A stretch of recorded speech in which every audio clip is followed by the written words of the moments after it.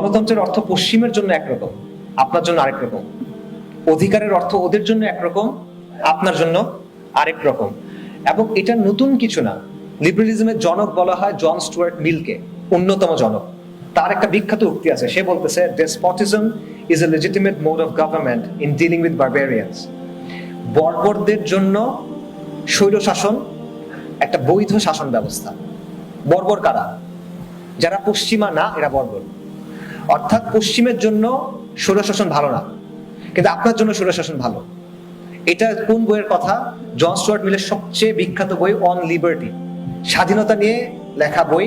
সেখানে বলতেছে বর্বরদের জন্য স্বৈরশাসন একটা ভালো ব্যবস্থা হইতে পারে, যদি এটা তাদের কল্যাণে কাজ করে।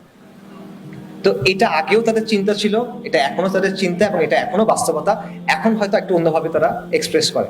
সো আমাদের মতো দেশে আপনি মনে করতেছেন যে হ্যাঁ, ফ্রেঞ্চ রেভলিউশন হয়েছে, তারা তো বিপ্লব করে রিপাবলিক কায়েম করছে, আমরা মনে হয় করতে পারবো, আমরা গণতন্ত্র করবো, লিবারেলিজম করবো, এবং আমরা মুক্ত হয়ে যাবো, বৈষম্য দূর হয়ে যাবে। ব্যাপারটা এভাবে কাজ করে না।